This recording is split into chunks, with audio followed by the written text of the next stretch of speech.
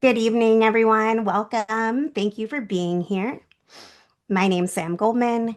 I am the host of the Refuse Fascism podcast and a leader with Refuse Fascism. Tonight, we're gathering because the Trump regime is escalating a program of terror to lock in fascist rule. It's the racist scapegoating of immigrants and refugees. It's embracing war crimes, escalating war moves against Venezuela, and threatening wars. Now is the time for the people's indictment of Donald Trump. Now is the time for us to surround the White House. Now is the time for us to demand Trump must go now.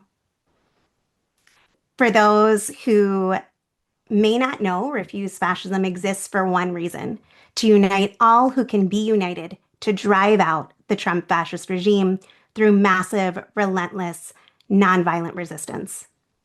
The fascist regime cannot be contained. It must be driven from power. So tonight, we're going to get into why that's so and why and how Saturday, December 13th, must and can be a real leap in forging the movement that's capable of doing that. So, to get there, we're going to dig into a few big questions.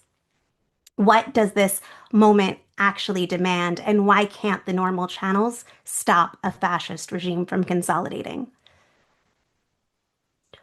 What is the people's indictment of Donald Trump, and how do the war moves towards Venezuela concentrate the stakes and direction we're up against? And how does the people's indictment of Donald Trump and delivering it at the White House Saturday, December 13th help galvanize the movement needed? So first, you're going to hear from co-initiator of Refuse Fascism and a leader of Refuse Fascism, Zanzara Taylor. Then Zanzara Taylor will interview Eric, a lead author of The People's Indictment of Donald Trump. You're going to hear from Ralph, a veteran and leader of Refuse Fascism, based in the DMV area, who is going to discuss the implications of these war moves against Venezuela. And then we're going to talk about a bit more about Saturday, December 13th, and what's needed now. So I want to give everyone a moment to share in the chat where they're joining from and what, take a few seconds and what brought you to tonight. Why are you here? Why are you in this fight?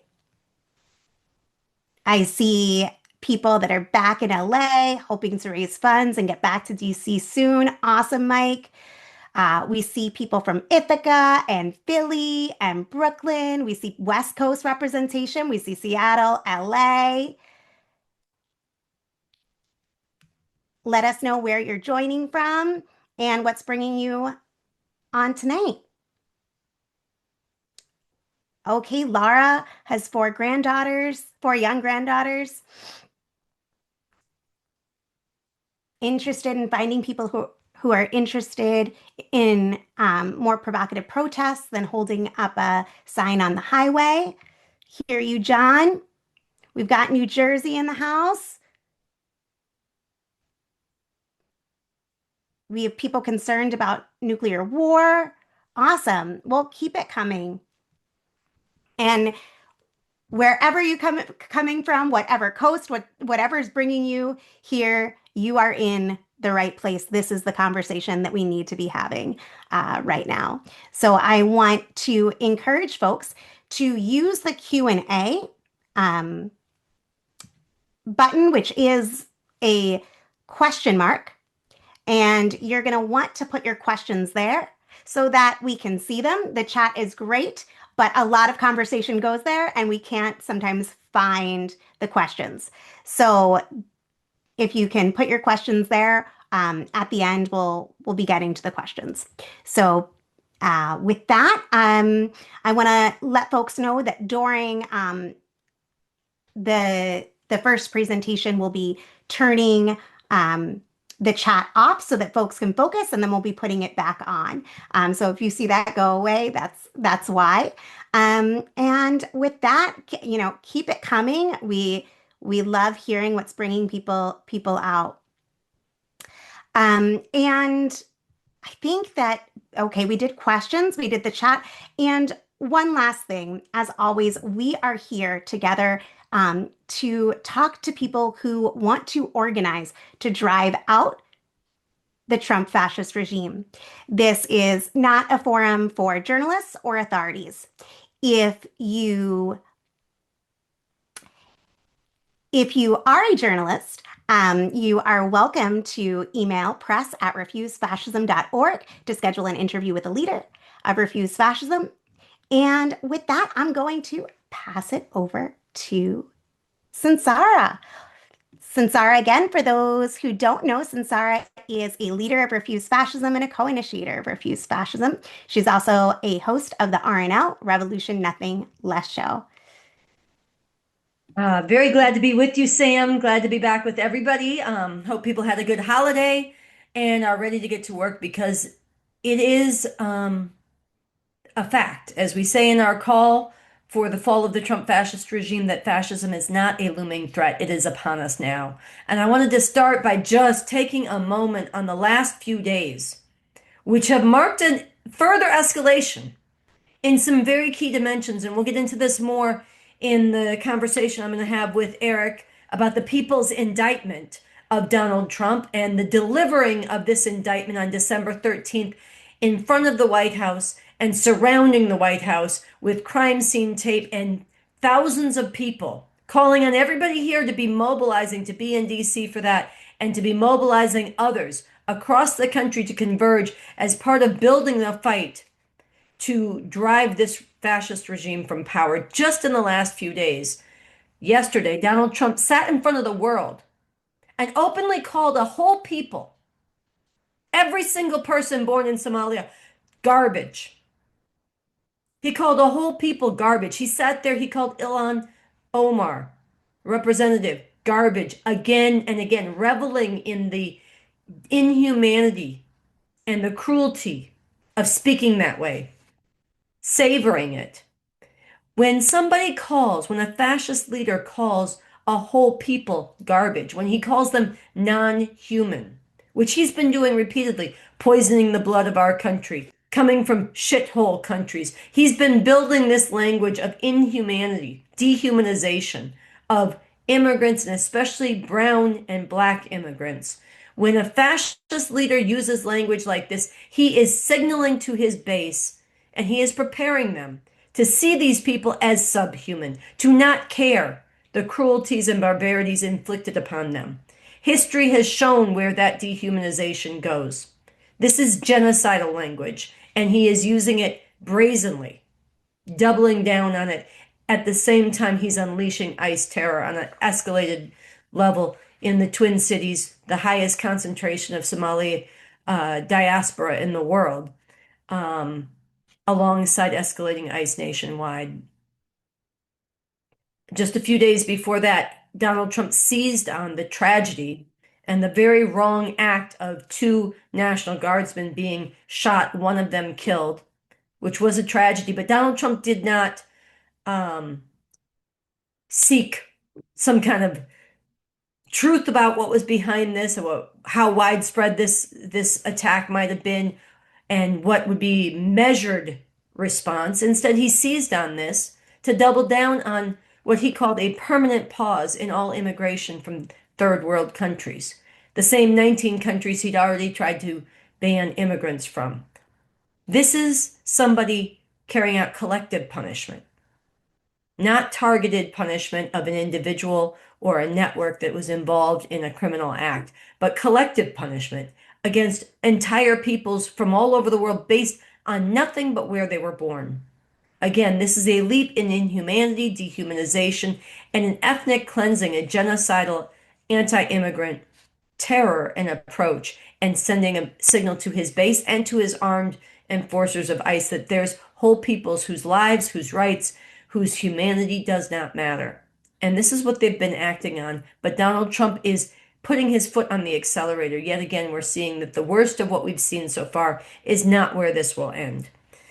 And then there is Donald Trump calling for the hanging, the execution of Democratic elected officials for coming out a couple weeks ago and saying publicly what is the oath of those who enlist in the military, that they are actually supposed to carry out lawful orders and refuse to carry out unlawful orders. That's in their oath. Now, some of us have a deeper critique of the U.S. military. I would have a deeper critique of the oath they take. A lot of people in Refuse Fascism have served in the military and are proud of their service and the oath they took. But one thing that we converge on is that the oath is actually to the law and to the Constitution and to lawful orders. And it includes resisting and refusing unlawful orders. But Donald Trump said simply repeating this fact is cause for these Democratic lawmakers to be executed. And then it's come out that, in fact, Donald Trump and his military have been carrying out what constitute, by any definition, any legal definition, including a whole collection of retired JAGs officer legal military part of the military structure, legal forces who actually make a determination about what is a war crime, that in Donald Trump's illegal strikes on off the coast of Venezuela against those he's labeled narco-terrorists without any evidence, any due process, any respect for U.S. law or international law, and he's carried out these assassination drone strikes without any authorization of war from Congress. On top of this, it's come out, and I expect most people on this call have heard this, that two people clinging to a boat that had been targeted and is on fire in the middle of the ocean, people desperately clinging to a burning debris of a boat after it was bombed, and they're clinging for their lives, that there was a further strike carried out. Initially, this was reported that Pete Hegseth said, kill them all, and a second strike. Now, in any circumstances, once, even if they were legitimate targets, which is highly disputable, and no evidence for that has been shown, once the target was rendered incapable of fighting back, to kill them is a war crime. It's a crime against humanity. And it is also, because it's not an act of, there's not a declared war, this is an act of murder. It's against U.S. laws. So this has gone on. And instead of saying, oh, wow, this would be an atrocity, we should investigate, or, oh, no, that didn't, we've got to get to the bottom of this again, they've doubled down, Pete Hegseth and Donald Trump, and said there's going to be more killings. They're not backing up. They're not saying they're sorry. Yes, Hegseth is trying to maneuver and say he didn't order that second strike, but they are doubling down. And one of the things that's becoming clear is that they are forging a military through these two things, the threat against Democratic lawmakers for calling on troops to remember their oath, and this war crime coming out, and their response to it is making clear they are trying to reforge the basis on which the U.S. military serves, to purge generals and bring about a military that will answer to Trump and carry out any atrocity he asks them to, without any regard to the rule of law, and answer to him, not to the Constitution, not to the rule of law, not to the Geneva Conventions, not to any other standard but the atrocities that Donald Trump wants them to carry out. And this would be a major, major transformation on top of all the crimes and war crimes that have been carried out by the U.S. military already in normal conditions. And there are many. You can go through the history from My to Abu Ghraib to all kinds of different incidents over hundreds, over 100 years of the U.S. military's operation around the world. But this is saying openly that this would be something that there would be no recourse for. And this would apply internationally to engagements and wars and atrocities, and it would apply on U.S. soil. And this would be a major leap in fascism if this is allowed to go down. At the same time, the U.S. is preparing war, actual ground invasion, and Trump is talking about striking land, and there are troops amassed all around Venezuela to be prepared to go in and effect regime change or open invasion and occupation of Venezuela. This is a major, major escalation. And these are just three in just the last week or so. Every day it is being driven home again and again. more and more vividly. There is no living with this fascism. There is no waiting it out. There is no containing Trump and the Trump fascist regime. If this regime is not removed from power, it will continue to escalate and carry out greater and greater atrocities. And it will and it is remaking the instruments of the state itself, including the US military, to be instruments of fascist enforcement and atrocity, and not instruments that are accountable to the rule of law as it has been, or any pretense of the rights of the people here or anywhere around the world. So this is a very dangerous situation. It is why we have said Trump must go now. The Trump fascist regime must go now. And the people in this country, and Ralph will talk more about it in a little while, but the people in this country need to recognize that American lives are not more important than other people's lives. And an act of war and an actual war against the people of Venezuela is one that people in this country have a responsibility to stop before it starts and before it spreads to even broader international aggression and atrocity. Because if this is allowed, it is just the beginning. And this has been true of every single dimension of what Trump has done and the Trump fascist regime. He needs to be driven from power, non-violently, but driven from power. And the only force that can be relied on to do that is the masses of people, the tens of millions who are deeply opposed to what this fascist is doing. They're opposed to the atrocities in every realm of society, but they are so far have only protested for a day or two. They've come out once or twice. They've come out by the millions. They've shown themselves, but they're not yet convinced that this regime must go now, and it's on us to do it. So this is an argument that we are having with the decent people of this country.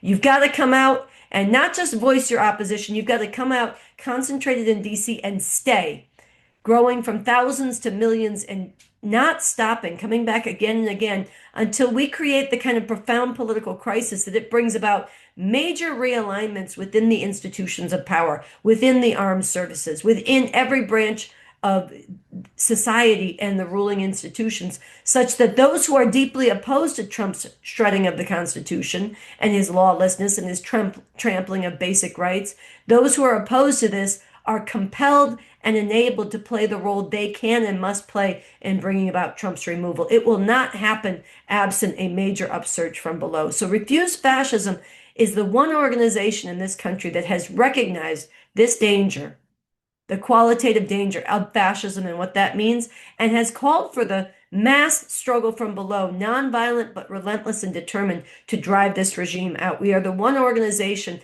that is forged around the single unifying demand around which the future is going to pivot. Trump must go now. The Trump fascist regime must go now. And with a strategy to unite all who can be united from diverse political perspectives, standing in unity in a mass nonviolent struggle that can bring about Trump's removal. And we formed 9 years ago. We have an incredible track record. And over the summer, we did very important protests in DC and around the country, but especially in DC. And then November 5th, we launched what needs to become a sustained struggle in DC. We launched a very crucial protest with thousands from across the country to raise this demand and to carry it forward, growing to bring about the millions in DC that can bring about Trump's removal. We are now December 13th, December 11th through the 13th.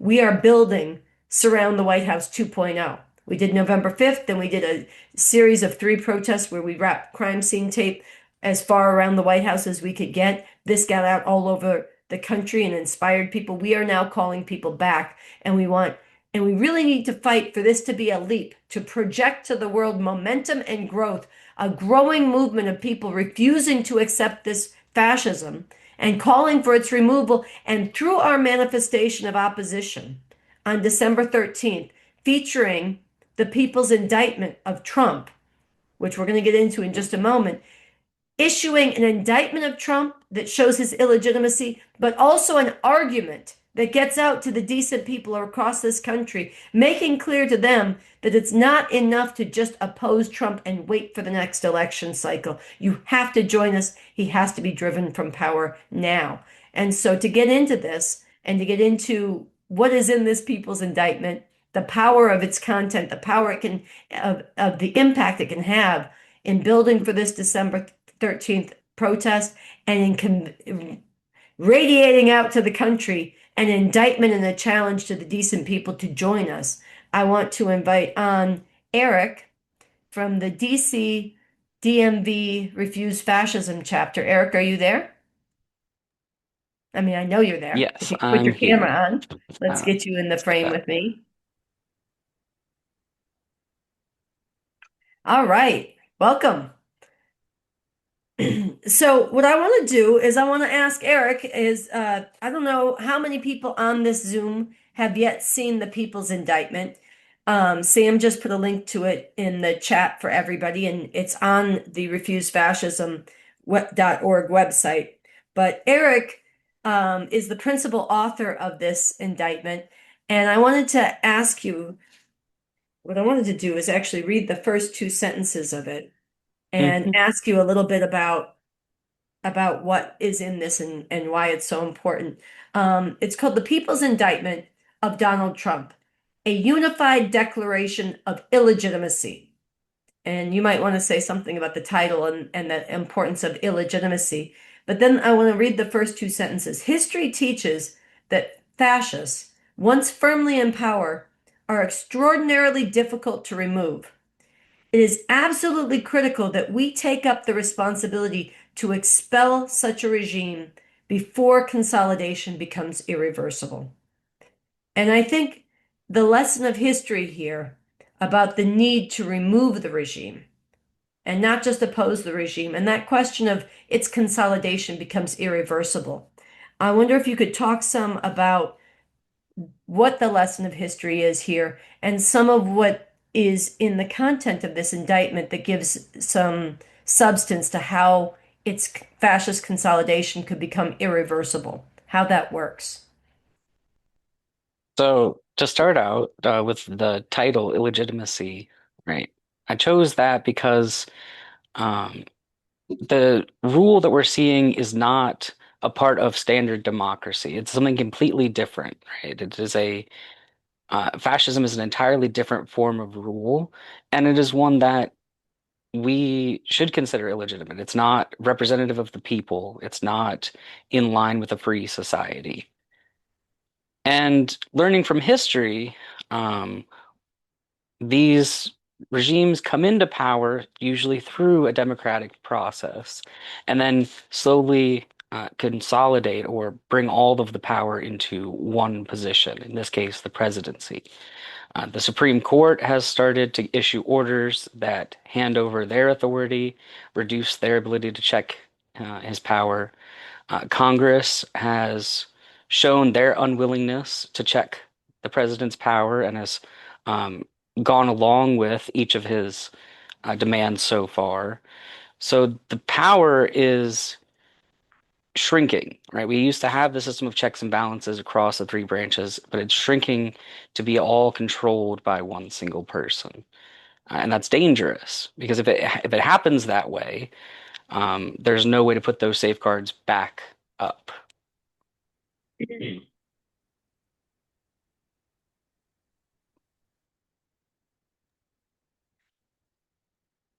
The I think maybe we want to go a little bit further on this. I think what you said captures quite a bit, but I think it'd be important because a lot of people see a lot of the atrocities. I mean, look, a lot of people are checked out.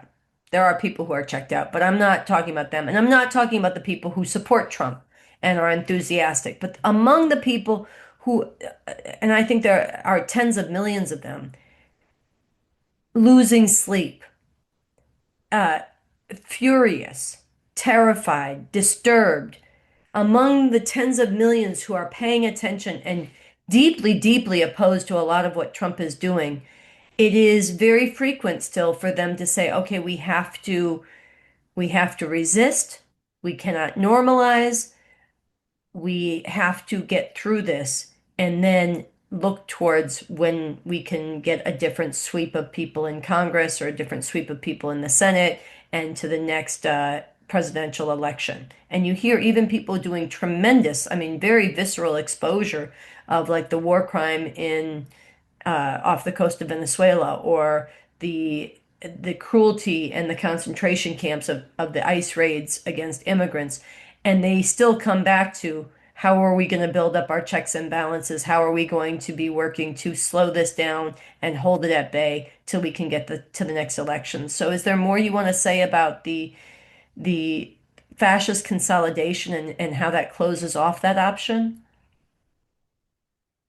Yeah, so this really does have to be done by the people. This system has become corrupted so far that um, we can't rely on the system itself or the processes that it created to then fix the corruption, right? It is um, become rotten to the core, essentially. And so an entirely new system or new start is going to be required to root out those issues. It's such a series and historical progression of eroding our Constitution, eroding the rule of law that has been ramped up under Trump. And this current administration has really put the gas pedal to the floor in accelerating the consolidation and the removal of our rights. But this isn't the first that it's happened, right? So a lot of those problems are so deeply rooted already that the systems itself are not going to be able to, um, are not really a viable option for us. Would you read in part two Hmm. of this people's indictment? And the indictment is written really well, and it is done in a way that echoes in certain ways the Declaration of Independence and the indictment that the founders made against the King of England in establishing independence, even as the substance of it, some of it overlaps, but a lot of it is very attuned to what's happening right now. But part of the shape of this, and people should read it, is it is an indictment, and there's counts. There are several different sections. They're numbered. The second section is called Crimes of Fascism and the Consolidation of Dictatorship. And I wonder Hmm. if you could read the counts of the indictment and talk a little bit, give some examples of how they're playing out. Okay, yeah. So under the crimes of fascism, count one is violent persecution and terrorizing of immigrants. And that is involving the use of heavily armed federal strike forces, National Guard, ICE, etc., across the country. Um, the use of uh, lost the word I was thinking of. Racial profiling and racial discrimination, right? It's not due process. These are just any black and brown people that they think could be uh, questionable status, and they are being treated with inhumane treatment, being put into concentration camps. They're taking children and with little to no clothes into the streets, zip tying them, putting them into vans, separating them from parents. It's just horrible treatment. It's completely inhumane, and people are being disappeared, right? They get put into the system, and then they're not able to be found by their legal representative. They're not able to be found by their family members, and who knows what's happening to them. Count two is the lawless international aggression. This is both with the war crimes that we're seeing recently, as well as supporting the genocide in Gaza and failing to protect our allies in Ukraine. Count three, the attacks on elections and voting rights. One of the biggest things that we all know about is the January 6th insurrectionists were pardoned under Trump. Clearly, he shows that he doesn't respect the results of an election that he loses. And now he's pushing ahead of the next upcoming elections, ways to control them before it even gets to an unfavorable outcome, whether that's through gerrymandering, pressuring for gerrymandering, um, illegal requests for voter rolls from the White House, uh, voter suppression schemes. Count four, subversion of the courts, um, constantly throughout this administration. Uh, they openly defy court orders and claim that they have unlimited authority to decide what the law means and how to execute it. Um, the Supreme Court is packed with Trump loyalists, and they have ceded a lot of the power that from the lower courts by overturning those decisions and issuing statements that say it's not not the court's job to check his power. And count five is weaponizing federal power against political opponents. This is seen through the prosecution of judges and journalists who are unfavorable to the administration, through the arrests of multiple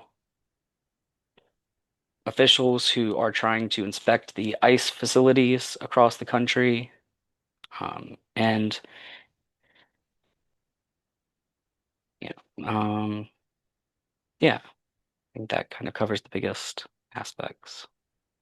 Well, I think one thing I want to mention for people is that in this indictment that he's reading from, and those 5 counts in particular, we are going to break them into posters. Each each in one of those counts will be a poster, and it will read something like um, Count 1, violent persecution and terrorizing of immigrants. And it will have a QR code to the full indictment. It'll say a people's indictment of Donald Trump surround the White House with crime scene tape. This is the scene of the crime, December 13th. Trump must go now. The poster's not designed yet. The exact wording will be finalized, but it'll be both a promotion for the protest that needs to be part of this, the Surround the White House 2.0, and it will be an introduction to one of the indictments, one of the counts, and a QR code to read the whole thing. And then there'll be a series. Count 2, lawless international aggression. Same thing. The full title, where and when to protest, what we're doing with the crime scene tape, and a QR code to read the whole thing. Count 3, attacks on elections and voting rights. Same thing with where the protest is, how to read the whole people's indictment, and that we're delivering this indictment, a people's indictment, December 13th, surround the White House with crime scene tape. Count 4, subversion of the courts. Count 5, weaponization of federal power against political opponents. We want this series of posters, so like all over the streets of DC and frankly all over the country. And part of it is it's piquing your mind. Oh yeah, they are subverting the courts. What else is it going to say? Oh yeah, they are doing this to immigrants. What else is it going to say? And it's both delivering the indictment. Everybody knows that among the decent people that Trump is a nightmare, but they don't actually most are not tracking the full dimension and how far he's come towards consolidating fascism. There's a line in this statement, in this people's indictment, about the subversion of the courts, and it makes the point that you just made about packing the Supreme Court illegitimately with Trump loyalists, overruling lower courts, often through unexplained shadow docket decisions. And then there's a sentence, they have surrendered judicial independence, which is really an important, massive idea. When the Supreme Court, the highest court, has surrendered judicial independence, and it's no longer a check on the executive branch, but is actually a rubber stamp on 95% of their lawlessness, that's a qualitative change. That's not a change of degree, that's a change of quality. And this is one of the things that people need to understand. Some people track some of the bad rulings, but this is part of enabling the decent people to realize, oh, it's not a question of containing Trump. It's a matter of needing to remove Trump. It's not a question of trying to withstand 4 years of Trump. It's actually we've got to be a roadblock that drives him out before it becomes irreversible. And that time is coming very close, soon. So the idea being each of these indictments is both exposing the crimes and trying to get under people's complacency to the side of them that cares, to help them realize that that has to be manifest and action now together with us. So it's both an indictment and an indictment of the regime and an argument with the decent people. And we want to have this all over the place. And then the full piece printed out as a zine or a pamphlet taken to farmers markets, taken all over the place, and given people the goods to understand what we're facing. Because you can't defeat what you don't understand, or you're very unlikely to. So I wonder if there's more you want to say about how you think this uh, people's indictment can go to work on transforming the thinking and on that basis the actions of the millions who need to become part of this drive out in the lead up to the 13th and maybe on the 13th itself when we're actually in front of the White House. Yeah, I mean, I think what's really important is that as we see this injustice grow bolder, as we see authoritarianism tighten its grip, and we're watching the darkest parts of history repeating themselves, our greatest danger is in silence or in hoping that somebody else is going to save us, that the system will work itself out. But that's not the reality. We have to accept that it is our responsibility, that we have to be the ones to put in this work, right? Congress has failed to impeach and remove. The courts are failing to put a check. The only thing left is us, we the people. And we have to be together to show our force, to show our power, to show our strength, all together in one place in DC, day after day, demanding the removal of the entire illegitimate regime. Because it's not just a matter of Trump either. Whoever he puts in power next has these tools, or whoever not he puts in, whoever is in power next has these tools if we don't stop the entire fascist regime. Right? The entire system is corrupt, and all we can rely on is ourselves. All right, well, Eric, I really want to thank you, first of all, for the work in putting this together. It's a really powerful document, and I think it has a huge role to play in waking up and moving the decent people and in indicting Trump. Um, and I also want to thank you for taking the time to come on and share some of your insights about this with everybody on the webinar. I see a lot of hands, thumbs up, and hearts coming your way. Um, I want to just add for everybody, is there anything else you wanted to say before we move forward? I don't think so. Okay. Well, stick around for the Q&A. Hmm. I wanted to add before we bring Ralph on that one of the things we want to do on December 13th itself, and we're calling on people to come to DC the whole week leading up to December 13th and to be part of fanning out around the city and the region to spread the word, to spread these posters, to spread this people's indictment, to organize people to join us on December 11th. That's a Thursday. On the 12th is a Friday. We'll be doing actions each day. And then on the 13th, in a very bold way, where we want thousands to literally enwrap the entire 2 mile circumference of the White House. People should know if you're not from DC or not familiar, you cannot get close to the White House from most angles. It's very blocked off. So it takes 2 miles to fully encircle the White House. And we made it halfway around the first time with the crime scene tape. We want to get all the way around, and we want to get all the way around with people shoulder to shoulder, all the way, and not just stretched out with tape. We want enough people that is conveying growth and momentum. And then we want to keep coming back next time 10 deep or 100 deep, not just shoulder to shoulder. But this is actually very important that December 13th we make a major leap. So we're calling on people to come as early as you can, definitely on the 13th itself. And on the 13th, we want to have a very big enlargement of this indictment. And we've been toying with different ideas of, maybe everybody lining up and signing it and signing the people's indictment before we stretch out, a single file after signing it to circle the whole White House. There's different visions we have. We want your ideas, but we want this people's indictment to be a major part of what gets delivered to the world right in front of Donald Trump's doorstep. So with that, I want to again thank Eric for all the work you did on this and let people know that we definitely, you want to be spreading this indictment all over the country and using it to help educate yourself and others about why this is a qualitative leap towards fascism, and it means that he must be removed.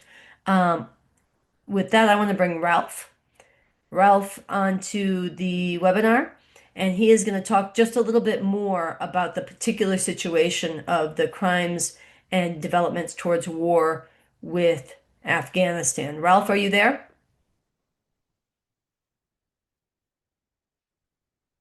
There we go. Okay, both Ralph and Eric, you got this I am. moonlighting. But go I ahead, take it am. away. Ralph is a leader in the DMV chapter of Refuse Fascism and a U.S. Navy veteran. Welcome. Hey, thank you. And first of all, for safety reasons, I pulled off the road. I'm not driving. Okay, I pulled off the road where I can talk to you folks. On the very first thing is going to be, since I'm a retired Navy man, I want to talk about Venezuela. Okay, first of all, before I get into Venezuela, President Trump came down on the Democrats after they put out a ad or a campaign telling the troops, do not follow illegal orders. And I'll say that one more time, do not follow illegal orders. And first of all, just the sinking of the boats off the coast of Venezuela is against international law. And to prove it was against international law, what did the Brits do?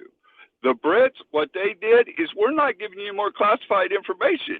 And the reason they're not is because they know what is being done by the United States right now is illegal.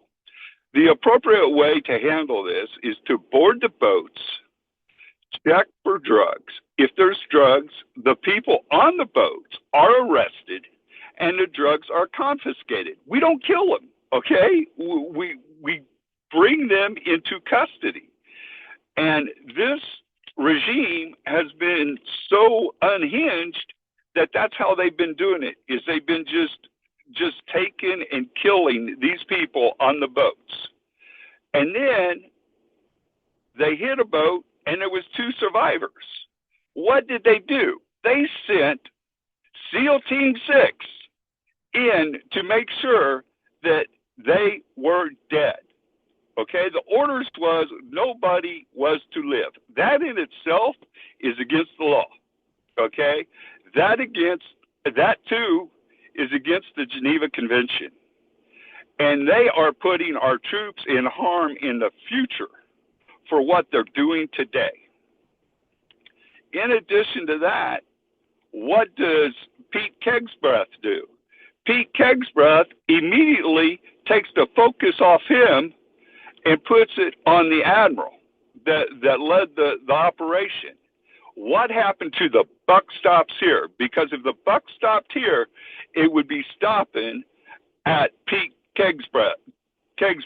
Another thing is, he should be replaced. He should not even be in the Department of War, as they say, because of the action he has taken.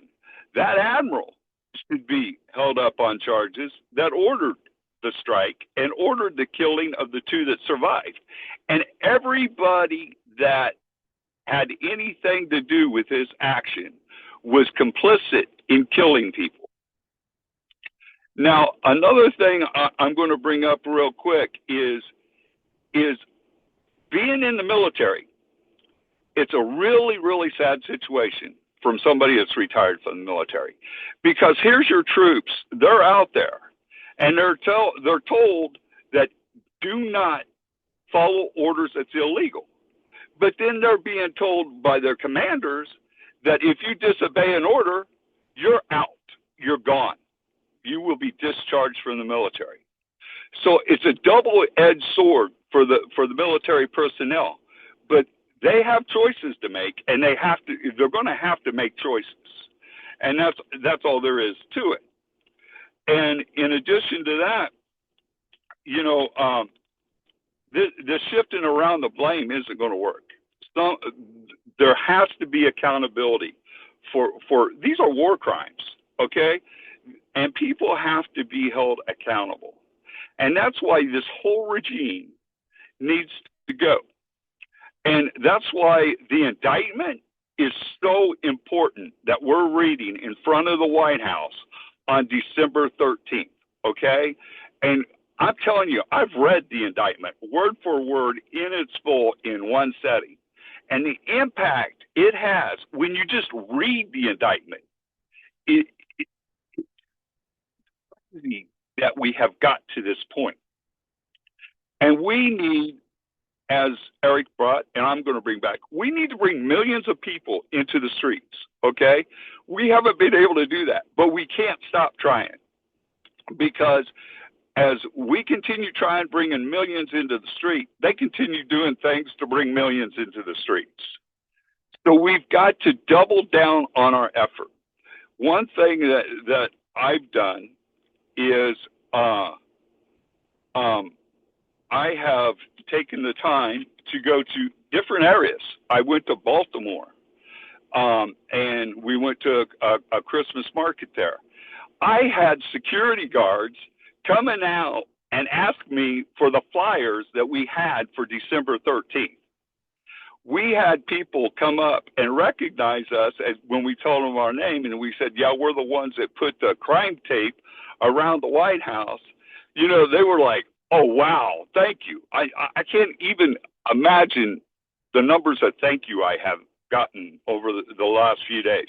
And when I get a thank you, what I tell them is the best way you can thank me is be at the White House on December 13th, because that's what it's going to take to show people that this illegitimate regime has to go.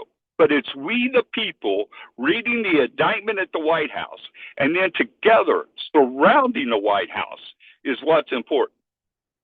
We all know fighting fascism is not free, okay? And that's another thing that we have picked up as DMV. We have picked up in our area. Anytime we go out to promote December 13th or whatever we're promoting, we have contribution cans in hand. And we've got signs that says fighting fascism is not free, okay? And we ask people for donations. And we had three actions within a 2-day period and raised over $500. And that's not only through taking donations, but that's giving them the QR code to donate online. And it's real important that we get these donations in, because we have volunteers coming into the cities, and we're paying for flyers. We're paying for protest signs. We go through protest signs pretty quick. And so we've got to have money to continue the fight. And I want to thank everybody for listening. And the fight of fascism has just started. We got a long way to go, but we've got to pull together. We got to get people in D.C. at the center of our government. That's where we need them, is in D.C. So if you know somebody that can make it out to D.C., tell them to come out. That would be the best Christmas gift we could get, is if this regime was removed from office. Thank you. Have a nice evening.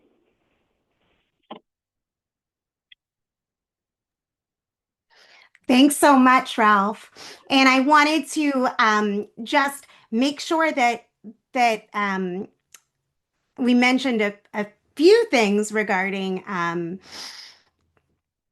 some concretes off of what Ralph was saying. One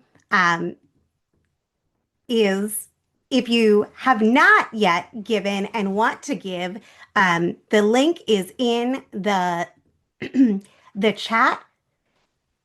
There were so many people yesterday who gave because they want to see the people's indictment of Donald Trump delivered at the White House. They want to see 3,000 or more people surrounding the White House, making clear the utter illegitimacy of this regime, and they want people to get there. And so many people, when they gave, they were giving to get buses from New York City, from Chicago to DC. And one of the donors had given a challenge that I just wanted to share. They wrote, I can no longer stand on the sidelines, especially after Trump called for the execution of 6 elected officials. I'm donating $500 to be used to get the word out. Trump must go now. I also have to say that other professionals like me who have money need to donate. So that is a challenge. I hope you take it up. If you didn't give yesterday, today's your day to give. People have put in the chat about getting media coverage. Um, part of doing that is getting the word out everywhere. You want the media to pick it up. You want it to be a story. We need to be all over college students' Instagram feeds before they go away for winter break. We need to be getting posters up of the indictments everywhere. Um, and we need to up our PR game for sure. And this is all part of what you can support with your donation. So I wanted to thank Ralph for lifting that up and the great work that people are doing, fundraising on the streets, organizing fundraising parties, all that um, is so important. I also wanted um, in relation to the Trump threatening war against Venezuela and more new crimes, war crimes, and crimes against humanity being brought to light. Um, there really is such a great responsibility that all of us have, people in this country have. Um, and there are a couple ways to act that I wanted to lift up. One is we are encouraging people that there be emergency protests in front of the White House on Pennsylvania and Lafayette Square at 5 p.m. on the day of any U.S. invasion, bombing, or assassination in Venezuela. So 5 p.m. on the day of, if there is any U.S. invasion or bombing of Venezuela, get to the White House 5 p.m. Or 5 p.m. the next day if it happens in the evening. So I wanted to put that call out there. People should share that. Second, I wanted to say that there are protests happening on Saturday to nationwide to stop the war on Venezuela before it starts. So people should go find those and bring the people's indictment to those protests. There is a section of the people's indictment that speaks directly to this. While it was written before these developments, it is still very, very true. Under the section Crimes of Fascism and the Consolidation of Dictatorship, under count 2 there, lawless international aggression, Trump has openly disregarded international law and disparaged our allies, waged unauthorized military actions, threatened wider war, and supported acts of genocide and war crimes. He asserted a doctrine of U.S. domination over entire regions, dismissing international law and human rights. So this is a really important opportunity to get out with the people's indictment of Donald Trump, a unified declaration of illegitimacy. So what I wanted to do before we get to questions, which appreciation to all those who've put in the chat, I wanted to return to December 13th, which is not this Saturday, but the following Saturday. And everyone who's spoken so far has talked about the need for this to be a leap, the need for the power of the people to be built. And I just want to speak a little bit more about what that looks like, what that means, and how the people's indictment of Donald Trump connects to that. And I wanted to say that for people who want to know more details, they should go to refusefascism.org and make sure that they sign up so they can get them. But the basic is December 13th. It's a Saturday, not this, but next. 2 p.m. at 16th Street Northwest and 8th Street Northwest. And again, that's 2 p.m. for the people who are asking in the chat. And on Saturday, we need to see a a flood um, surrounding the White House. You know, Sansara talked about it being 3,000 3,000 people, right? To surround it entirely. Um, it's not another protest. This is about forging the movement capable of doing what must be done, which really is shaking shaking the very foundations to oust this fascist tyrant. And just to recap some things that have been said before, we have to be crystal clear. As evidenced in the People's Indictment, this regime cannot be contained. It must be driven out. We're seeing this every day, from the open defiance of the courts to the courts being turned into an instrument of fascist rule, to threats against lawmakers, to the targeting of immigrants and refugees, to the remaking of the military into a force loyal not to the Constitution, but to Trump personally. And none of this is politics as usual. And as evidenced in the People's Indictment and in what you've heard tonight, fascism doesn't consolidate all at once, but it does through leaps that harden into new, violent, and illegitimate order. And that once it's consolidated, history shows us it becomes extraordinarily difficult, if often impossible, to reverse without enormous tragic cost. And we are already far down that road. And this is precisely why we insist the Trump fascist regime must be defeated, that it must be driven from power now. And this is why Saturday, December 13th, matters. It's not just mattering in turnout, which does matter, but in the clarity and determination and the sense among growing numbers of people that we are responsible for stopping this, that we together need to drive this regime from power now. Um, we're together in front of the White House, surrounding the White House, wrapping it in crime scene tape, delivering this indictment.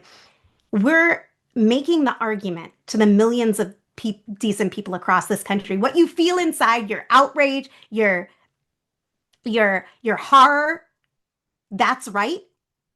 That's what you need to listen to. Your worries that this is fascism is true and right. And anybody that's telling you that we can wait, that all we need to do is rely on elections that this regime is rigging or does not care for, does not care about the results of, um, that is a dead end. And you are right to feel your horror, and you need to join us in the streets in this struggle. Don't wait. Don't normalize this. Come into the streets. Be part of driving this fascist regime from power. And one of the most important tools in making this case is this People's Indictment of Donald Trump. It lays out with moral authority and factual clarity why this regime is illegitimate, why we cannot rely on the normal mechanisms, and why mass sustained nonviolent protest is the only force with the potential to stop fascism's consolidation. So we're going to present it as the invitation and the challenge to millions that it is, to bring people into the streets, to bring this document into the classrooms, into workplaces, into the days leading up to December 13th. You should come early and be part of getting it out everywhere. And on December 13th, we're going to deliver it together. We're going to surround the White House. And this is going to help crystallize this public collective declaration that the White House is a crime scene, that the Trump fascist regime must go, that it must go now, and we're not going to stop until it does, to galvanize that force of millions that it will take to drive this regime from power. And I just have to speak honestly about this other road I mentioned briefly, the one that most people are being pushed toward. After last night's electoral enthusiasm, many people are being told again to double down on the hope that, elections are going to save us. But what that does is it negates what's in this indictment, which is the total qualitative shift that we're under, um, and the momentum and direction of what fascism really is, that this is what it is. And people don't want to fully confront that. And people know many of the horrors, but it's not just a accumulation of the whole horrors. And so part of what we're needing to do is help people get real. That this regime is shredding the rule of law, waging political violence, already moving to silence and punish opposition. Think of what's happened over 11 months. Are we really going to wait any longer? And a regime that, you know, calls forth a coup and then pardons the insurrectionists is not a regime that's going to accept any loss, even if you put aside all the gerrymandering and threatening um, of people's right to vote. You just can't vote out a regime that is actively transforming the system to make itself untouchable. And so together, again, on the 13th, we're going to assert this building of the power of the people. So some of the concrete things that we can do now to get that going. And I just looked over in the chat and I want to speak to one comment that I think is just very to the point of what we're doing. Someone wrote, beyond people in the streets, we need Congress to impeach him. It would be great for Congress to impeach him. Right now, we have a situation where those who are in power, who have the ability to remove Trump, right now they are cowering. And we need to create a situation through millions of us in the streets coming back again and again, flooding DC. We need to create a situation where those people are emboldened, empowered, enabled, have the backing, and feel the compulsion that they need to do what they need to do to remove him. So I just wanted to put that out there, and this is part of what our symbolic action. We are literally surrounding the White House, but we're signaling that we're doing is a microcosm of what needs to happen throughout DC, where it's not just the White House that's surrounded, it's the Supreme Court that's surrounded, it's the Capitol that's surrounded, it's flooding and clogging up every street in DC with the people demanding the removal of the regime. And this is part of what this is: a beacon, a signal, an invitation for.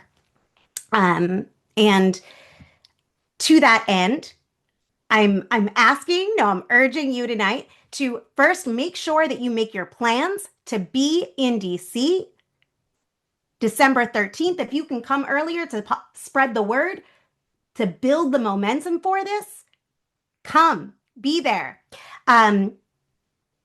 Second, spread the people's indictment. Send it tonight to 10 people. Post a section on social media. DM it to people. Read a paragraph that speaks to you on camera and post it. Print it, make your own posters. Post them on walls. Get them up in cafes, on campus. Chalk parts of it on sidewalks. If you're creative, make videos. You're an actor, you're an actress, record a dramatic reading of a package. You design, turn it into a poster. You do spoken word, create some spoken word inspired it. If you teach, bring it into your classroom. Use your medium and push everywhere for December 13th. Surround the White House to deliver this people's indictment. Trump must go. Every single person on this call has a circle of influence, a workplace, a family, a school, a social feed, a community, and we got to start organizing them. And then together, be sending this message to the millions. So thank you, and let's build toward Saturday, December 13th with the seriousness and vision this moment requires. And now we're going to get into some questions. Going to bring Sansara back in.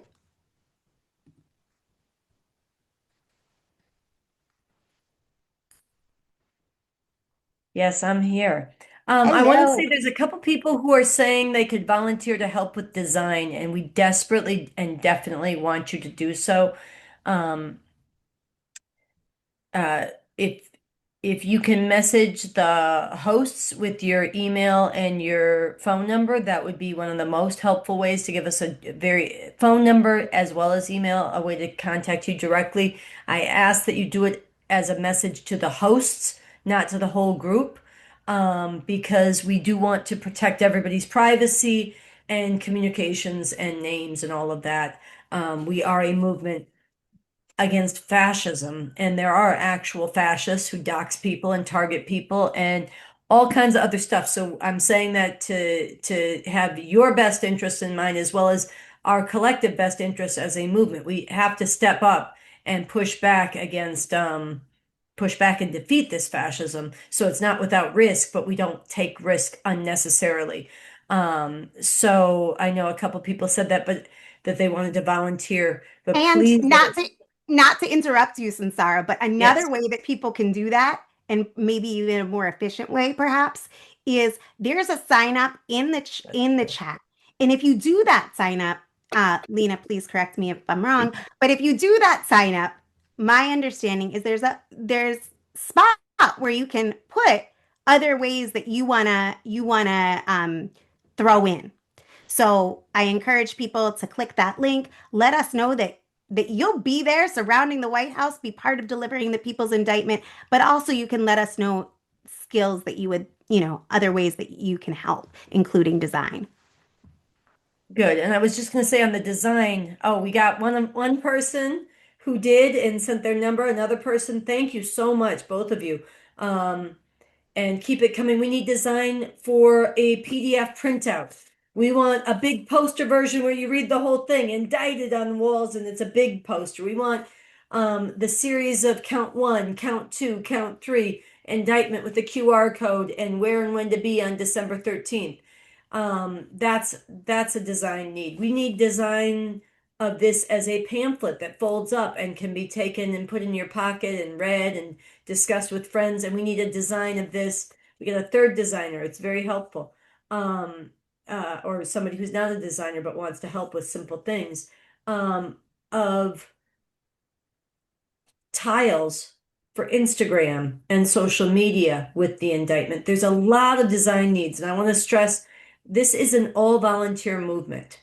And so, a lot of things need to get done. I was thinking about, there's a lot of people saying, here's some ideas. You should contact these people. You should get media. You should do this. You should do that. And actually, there's tremendously a lot of great ideas in the chat. I want you to picture going into an ER. If you ever watch those ER shows, or maybe you work in one, or maybe you've been to one, and the doctors are just overwhelmed up to their eyeballs. They're experts, they're doing expert work, they're doing triage, they're saving lives, they're ranking what's most key, what can wait. But they can't handle everything that's incoming. And it's not only that they need advice, they need more hands. And so we definitely, we do want advice. If you have good ideas, bring it in. There's many ideas we haven't thought of, but we also have people with really great ideas working as hard as they can, but there's more than they can handle. And so we need a lot of volunteers and more hands. So this is why I wanted to call for the volunteers and thank people who signed up to do that with the design. And there are needs in other regards too. We need people to help with the phone banking and calling all the people who sign up. We need people to help coordinate the housing. People can come to DC.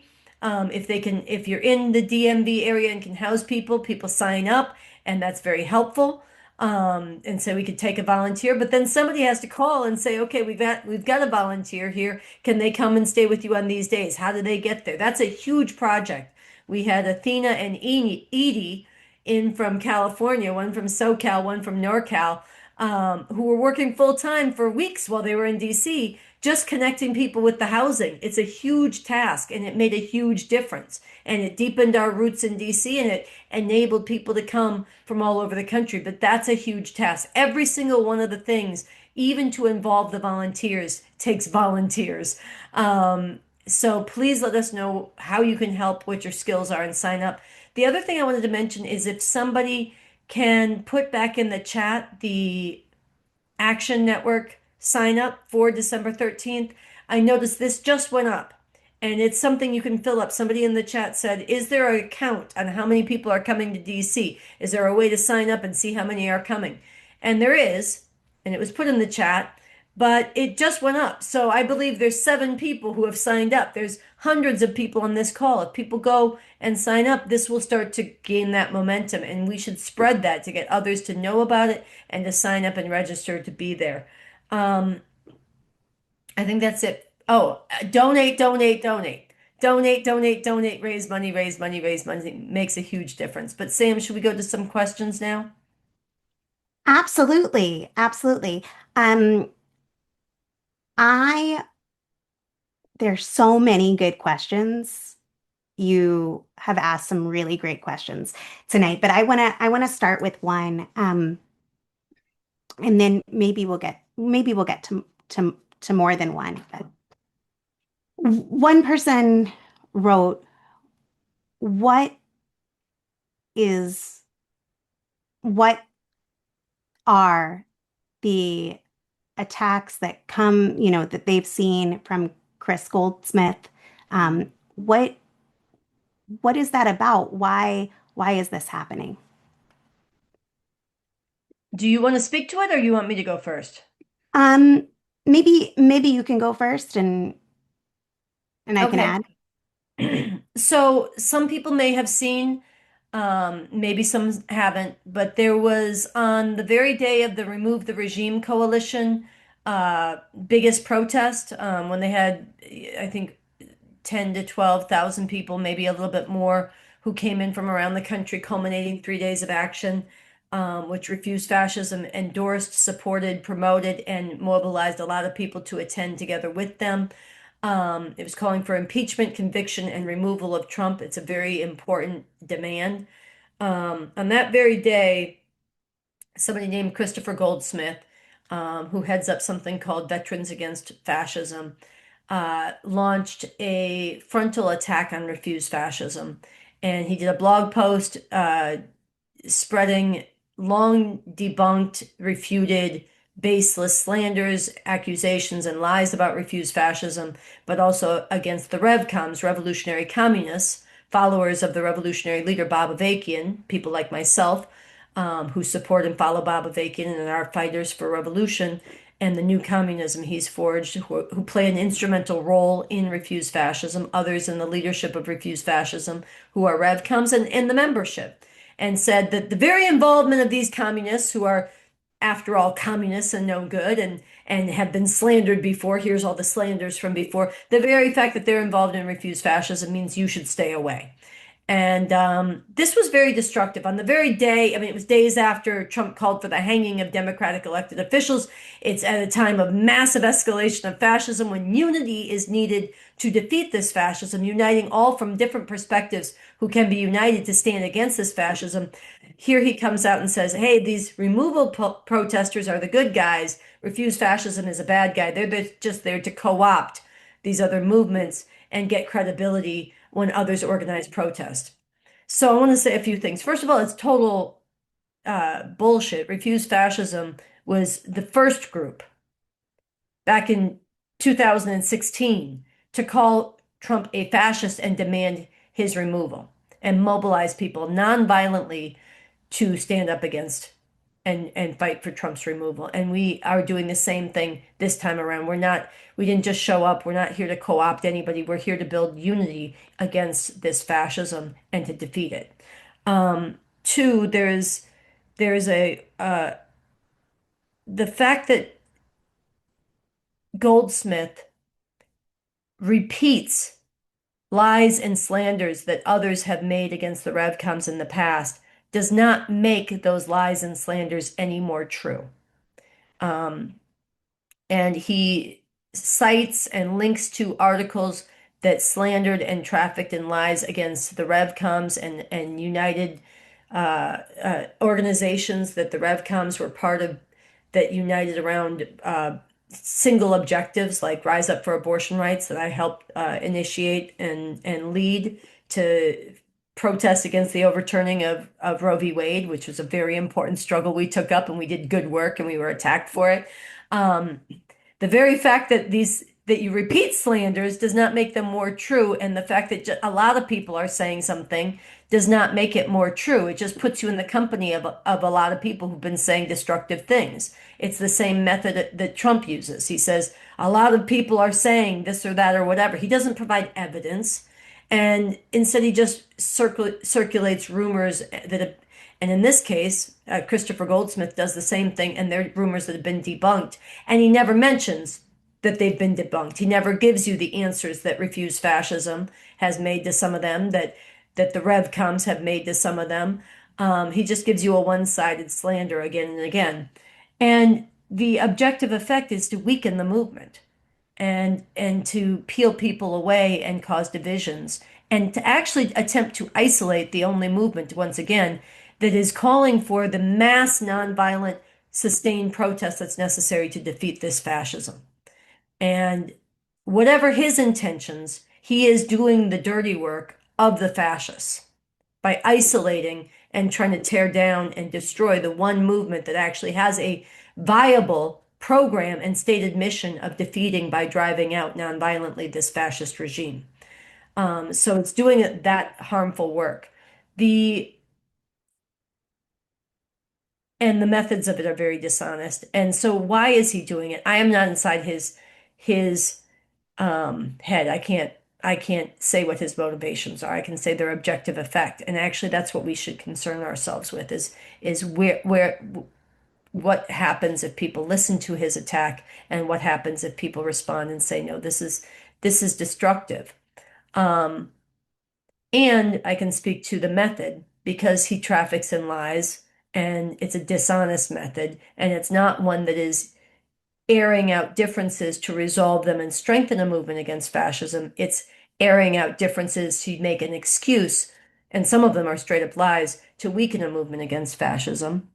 But it's pretty clear that Goldsmith himself has a different political program. And he says he's against fascism, and that may be true.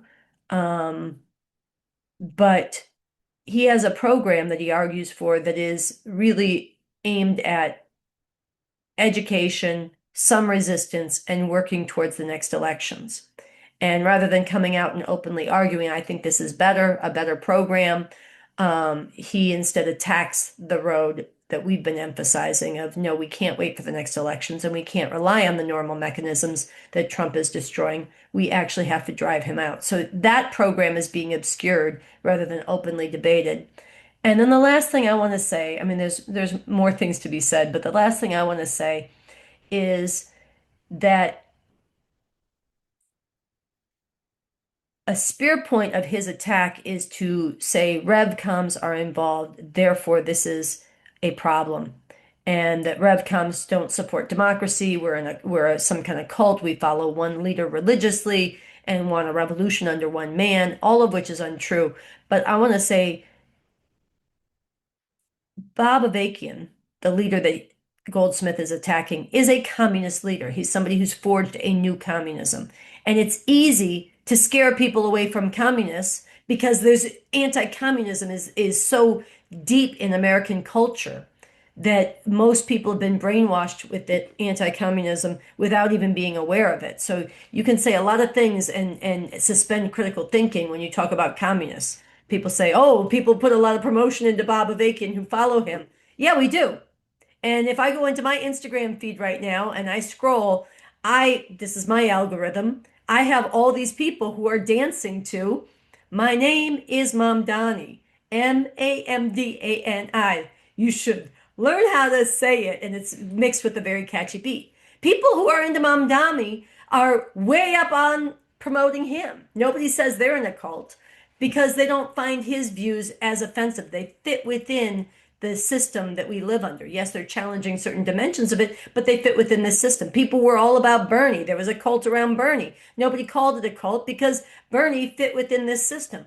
Bob Avakian is a radical leader who wants to get outside this system, who sees the problems of oppression and exploitation rooted in the system of American capitalism, imperialism, and is put forward a program and a path for an actual revolution. Now, some people find that scary, but that's why they treat the elevation of his ideas and him as a leader as something scary, not because we make a big deal about Bob Avakian. A lot of people make a big deal about different leaders, but there's a double standard because of the anti-communism. But the other thing about Bob Avakian that people need to understand, and this is where I will end. See, I have a lot to say about. That's why I asked you if you wanted to go first. But the last thing that I wanted to say about Bob Avakian and the RevComs is that Bob Avakian has done extraordinary work, unparalleled work on analyzing the rise of fascism in this country for over 30 years and the danger it poses, and the basis and approach to uniting broadly to defeat this fascism. And if people had listened to him over these decades, we probably would not be in such a dangerous position now. And if people listen to him today, we will be in a stronger place to defeat this fascism. He has demonstrated incredible personal integrity and principle over decades, and he has forged a lot of principles that actually undergird this movement, that those of us who are RevComs have brought into this movement and strengthened the Refuse Fascism movement. Yes, alongside people from very different perspectives, people who are Democrats, Democratic Socialists, never Trump Republicans, people from different perspectives who are just as much a part of Refuse Fascism as we RevComs are, working in coalition. But the contributions and the strengths that the RevComs working in the framework Bob Avakian has forged have brought into this movement really have strengthened it and not weakened it. And that's something that people need to learn more about and learn from as we contend and debate over what is the road forward.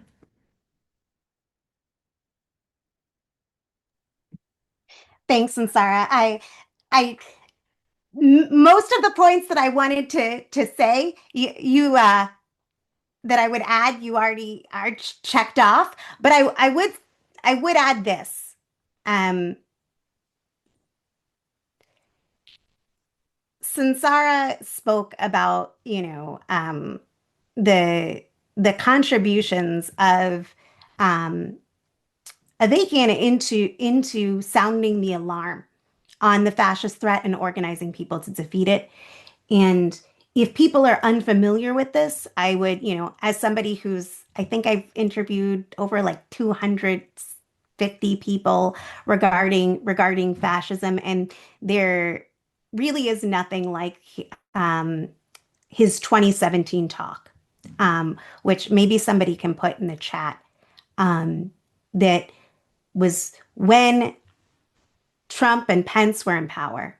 And it goes into why this is fascism in a way that at that time nobody ever came close to.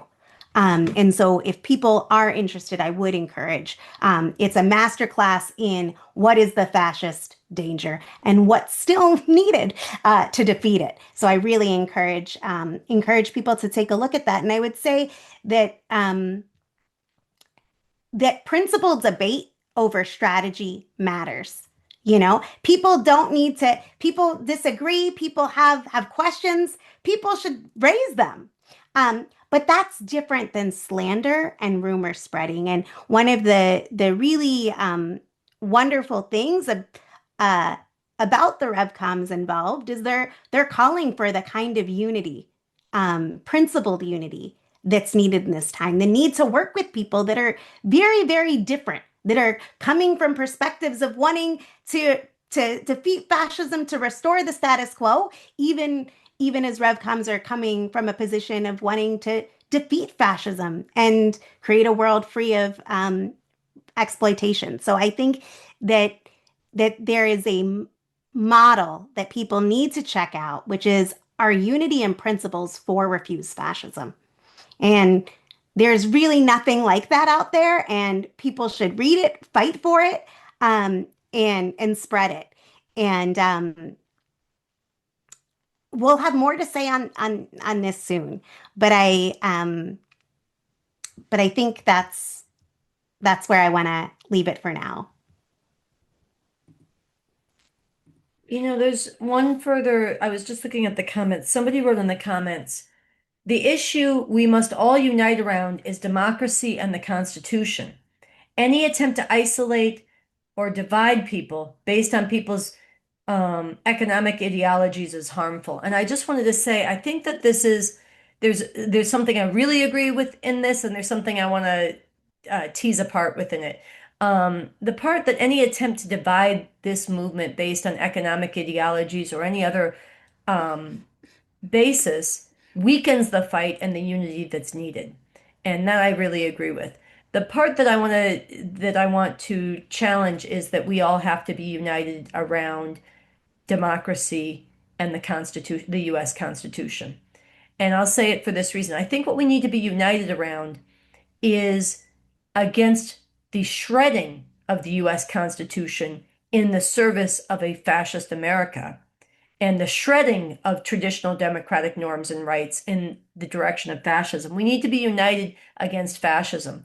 What we want to preserve or what we want to replace this fascist regime with is not something we have to unite around. There are many people. I know Ralph and I don't know if Ralph wants to say something about this, but Ralph and I have had this conversation many times. He said, I will die for the US Constitution. And he took an oath to it many, many times. That's, I believe, what he is fighting for. A lot of people in Refuse Fascism are.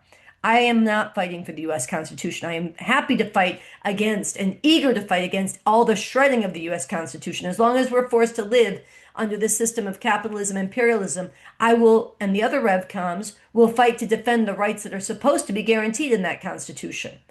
But we are fighting for a different system and a different Constitution, a new socialist republic in North America. There's a constitution Bob Avakian has drafted for a whole different economic system, not based on profit and global exploitation and plunder, but based on meeting the needs of the people here in this country and all over the world, based on repairing the environment, not conquering the world.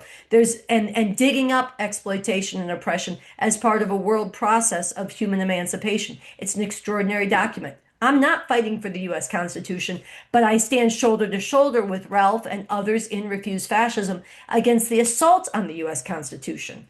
And this is one of the things that Goldsmith also puts forward, and it's a sleight of hand. And he both lies about and distorts the motives of the RevComs. He says, oh, we're all against democracy. No, we're not all against democracy. We say that the essence of America is not democracy, it's capitalism, imperialism, and that we need a different system and a different kind of democracy serving that socialism. There's stuff we could get into, not distorted, but the more essential thing that I was going to take on that Goldsmith says, and it's teachable and worth spending time on because it's teachable by negative example, and we can get more clear on our positive principles, which is also why I'm picking up on this comment, which has some things I really agree with and some things I respect but disagree with. And how do we handle that? Is Goldsmith puts forward the view that we all have to unite around democracy and essentially the US Constitution too. We have to unite over what our final goal is. It's not enough to have unity against fascism. And I think that's exactly wrong. We need to have unity against fascism and allow for differences in what we would replace it with. And it is not the case. And the RevComs, we published a response to Goldsmith's attacks as well at revcom.us, but it is not the case that it's somehow legitimate to fight against fascism if you want to preserve the previous norms of this society. But it's illegitimate to fight against fascism if you also want to get beyond the very roots of that gave rise to this fascism in the previous norms and structures and foundations of this society. Both are legitimate. I'll argue for one, others might argue for another, but we come together because we all legitimately don't want a fascist America. And we can debate that out now, and we will have the chance to debate it out later if we unite to defeat this fascism. Otherwise, the future you want, the future I want, even if they're different, they all get consumed by this fascist nightmare. So this is why I'm saying we actually can have differences over the US Constitution and unity against fascism. We can have differences over many things and unity against fascism. And that is something that this movement, Refuse Fascism, has as one of its core founding principles going back for 9 years. Uniting all who can be united against this Trump fascism and overcoming divide and conquer tactics and schemes, which this Goldsmith attack fits into. The whisper campaigns that have gone around it fit into. I know that a lot of the people who collabed with and promoted Refuse Fascism on Instagram have been descended upon by people sending them this attack and snarking in secret. One of our principles is if you have a difference, you raise it to the people involved in an open and above board way, in a spirit of trying to resolve it to forge greater unity. You don't speak and snark and rumor and spread lies behind people's back and try to cancel and isolate them and not be accountable for what you're saying in a way that's destructive and poisons the culture. So that's just one example. We have very powerful principles at refusefascism.org that need to be more deeply understood and acted upon. That would help not just this movement, but every movement of opposition. So I know that we're kind of at our time. I don't know if there's any other questions you wanted to squeeze in real quick. I Or maybe Ralph wants to say something on this. He's coming in. Yeah, real quick. there was two questions I'm going to briefly speak to. But go ahead, Ralph. Okay. Can you hear me? Can you hear me? Okay, good. One comment I have, what Sansara said. Yes, I will die for the Constitution of the United States, and they have totally tore the Constitution of the United States up. But I also want to say something about the speech that's being used against the Rev Cops. Look, I don't care what your ideology is, what your sexuality is, what your religion is. If you want the Trump regime gone, you need to be part of Refuse Fascism. And this unprincipled attacks is inappropriate, because that's what one of the major reasons I joined Refuse Fascism, and I have talked about this several times, is because Refuse Fascism is the protesting community that says, yes, we're going to be out there the day Trump is having his military parade. Yes, we're going, even though he said that we would be arrested if we were out there, we were out there. And we done the crime case around the White House. And now we're doing an indictment regime more than the Democratic Party.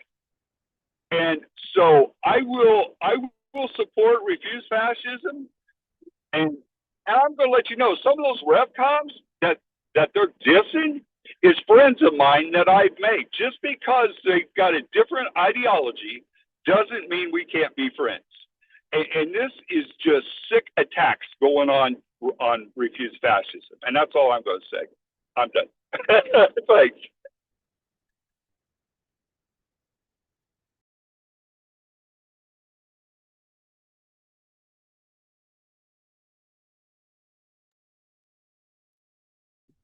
I think that this really matters. Somebody asked why spend time on this, and Sansara spoke to some of it too, about why spend time on it. But part of, the person who questioned it was saying, shouldn't we focus on the success? And I would just pose that this is everything to do with the success, uniting people and forging the right unity is really essential. To our success. It's pivotal to it. So I think that's why it's worth spending time on it. I wanted to speak to one question, and maybe Sansara, you could speak to one that I had briefly, because it's a good question. But I'll let you decide. One of the questions was, I can't make it to DC on the 13th. How can we support this protest? I want to give 3 things. 1, donate, contribute to get people to DC. There's a bunch of people in New York who want to come, working on fundraising to get lots of buses from New York City. Help make sure that there's a bus for students, for low income folks, for seniors. That costs about $3,800. Fund that. There's people that want to come from Chicago. Help fund that. Um, so donating is one of the biggest ways that you can help support if you can't be there, and fundraising, right? Um, so that's one. Two, if you absolutely can't make it to DC on the 13th, you know, check your move around your schedule, do what you need to do to change that. But if you absolutely can't, um, amplify it. Be part of getting this indictment everywhere. Um, Reach out to people and organizations that you know on the East Coast. And three, volunteer your skills to support this effort from where you are. Whether that means you're designing, you're creating video, you're picking up the phone and making phone calls to help housing, even though you're not in DC. All of those things. Um, so that is the question that I wanted to speak to very briefly. And again, I I want people to know December 13th, we're delivering the people's indictment of Donald Trump, a unified declaration of illegitimacy, 2 p.m., 16th Street Northwest and 8th Street Northwest. And hopefully someone will put in the chat the sign up right as soon as we get off the call. Sign up, send it to everyone you know to do the same. There was one question that I thought might be worth speaking to, but let me know, Sansara. What do you think? Yes or no? Okay. Is there an event, a signal, a tipping point that might be a sign of the time to get out of the country? Oh. I'm concerned about targeting of anyone, though my demographics include LGBT and disability, as well as what's left of academia. And while I want to volunteer here, I'm scared that I might not be able to do much in the very near future. Look, I think the key question that we need to be taking up is how do we defeat the fascism? I am not saying no one should ever leave the country. I'm not condemning it if people do. But whether you are in this country or outside the borders, the key thing is that we need to defeat this fascism. Because sometimes they do this with the stories around Nazi Germany of look how these people helped smuggle a few people out. Look how we helped get these ones or those ones or this one or hid these people. And you can, of course, you can look back and say, was it better that somebody hid Anne Frank's family than not? Of course. Was it better? I mean, obviously, it was the morally right thing to do at that point. But did it save them? No. This is part of the reality, the harsh reality of fascism. It's part of the point of the people's indictment. And no matter how many people flee and are able to leave, the majority of people are not going to be able to leave.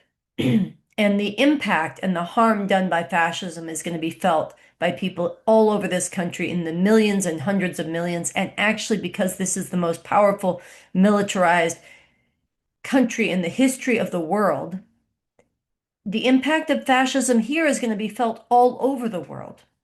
And it's going to be felt, it's being felt right now off the coast of Colombia and Venezuela.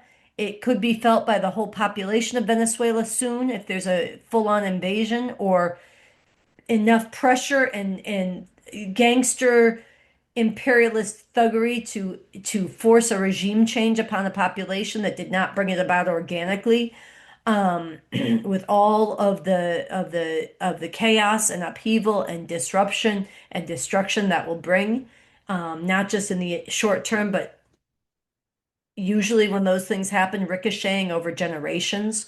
But then what's being normalized and what's being escalated in terms of international conquest and atrocity will continue to reverberate. So there's all of that. There's heightening risk of nuclear war, which could destroy humanity. There is the intensifying of global climate destruction, which Trump is putting gasoline on the fires of climate destruction that could destroy human civilization as we know it here and all over the world. The stakes are such that not only is fleeing going to leave most harm intact in this country, it is unavoidable, the damage all over the world of this. So again, I am not making a decision that everybody who leaves is making a bad choice. That's not my point. But there are also people who leave and make it their priority to be part of strengthening the resistance and defeating of fascism.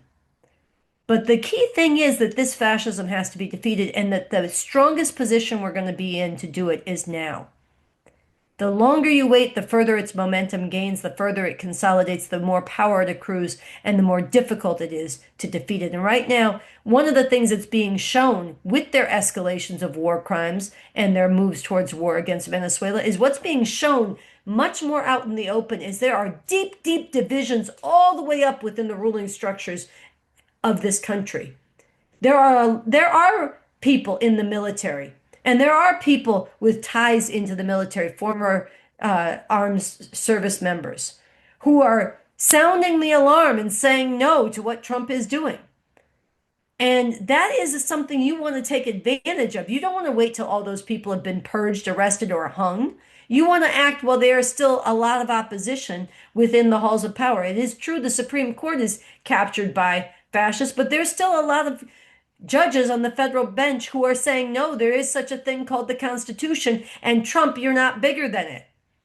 Or you shouldn't be, you know? You want to act while that's still the case. You want to act while there's still the millions who have shown themselves again and again to be tuned in and outraged. So my main point here is that I think that we cannot be calculating from individual survival and individual safety. And frankly, that is too much what's been happening already, and that is too much part of why people are letting themselves accept this fascism. The truth is, we live in a country with a huge middle class and a lot of comfort and a lot of privilege. There are people who live on the hard edge. There are people who catch the hardest hell in this society and are under the gun. There's a lot of that. But there's a lot of people who have a lot of comfort. And as much as they don't like fascism, and as much as they're willing to protest occasionally, for a lot of them, their lives are pretty comfortable and still normal. And they're not experiencing the direct brunt of this. And part of why we haven't seen the opposition we need is that too many people are calculating for based on their safety and comfort and not on the larger interests of humanity. And that's part of what this movement, when we say it regularly, in the name of humanity, we refuse to accept a fascist America. That's what holds us together. We take humanity into our hearts. We take responsibility for humanity. And when you're calculating from that, then you have to figure out how do we, it's not, the tipping point, the threshold, the dividing line has been crossed. He keeps barreling through it. He keeps plowing through what should have been a tipping point. It should have been a tipping point when he pardoned the January 6ers. It should have been a tipping point when he said, I'm going to shred birthright citizenship, which is part of the Constitution. He didn't say, I'm going to do an amendment to get rid of it, which is a constitutional procedure for getting rid of it, which would itself be atrocious. He said he's just going to erase it with executive pen, and the Supreme Court did not call him out for it. It did not stop him. It said the lower courts don't have any basis to stand in his way over this. I mean, this is what's going on. That should have been a tipping point. The war crime that we're talking about now in Venezuela should have been a tipping point. Poisoning the blood of the country should have been a tipping point. Any of these should have been a tipping point. All of these should have been a tipping point. Grab them by the pussy should have been a tipping point. There's so many of them. We can't, dropping AI feces all over the No King's Day protesters, the fucking commander-in-chief, that should have been a tipping point. And then having the what's his name? That little squeaker, Mike Johnson, Speaker of the House, calling 7 million protesters terrorists.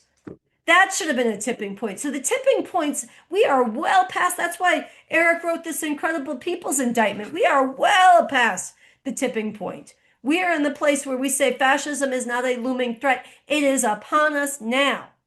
And time is running out to defeat it. So the tipping point has come. But the struggle we are having is not when does the regime get bad enough that we have to find safety and decide to calculate our safety and get out. The tipping point is coming. The key thing is that we have to have a struggle with all the decent people. We have to continue to put our skin in the game, as many of us as we can. And definitely on December 13th, with thousands of us surrounding the White House and indicting it, but also acting as a living challenge, an invitation, but also challenge to all the people who know this is rotten, that you've got to get out here with us now. You can't wait till later. You've got to get out here now. And this is the argument that we are having with the decent people. It is not something you can wait out. It is not something you can live through. Yes, some of you might lay low and get by, but at what cost to humanity and what cost to your own humanity? This is our chance to stop it. And so, again, I am not going to say every single person. There are people who have reasons, especially people, I know that a lot of people have self-deported because they've seen what happens when people end up in Sikot or Djibouti or someplace they've never been. And so some of them decide rather than risk that I've got to get myself out of this situation. I am not condemning people who make choices that are impossible choices to face. What I am condemning is a culture of people trying to figure out how do we get by? How do we get through this? Versus how do we come together and sacrifice and be willing to do what it takes, including sacrificing for the greater good. And I don't take the sacrifice lightly. And the more of us who get involved, the safer and the stronger it is, and the more we can save humanity's future. But I guess I want to challenge what I feel might be the logic behind the question, and give strength to all of us to see this is not only what we need to do, and this is why Sam said before, December 13th is not just another protest. We're not just trying to have a movement. We are trying to make a leap in bringing forward an opposition and being a moral lever and a practical lever on the millions, the tens of millions who hate what's happening, to show them there is a way and there's a need for them to join us, because we have to defeat this. So that's what I want to say about that.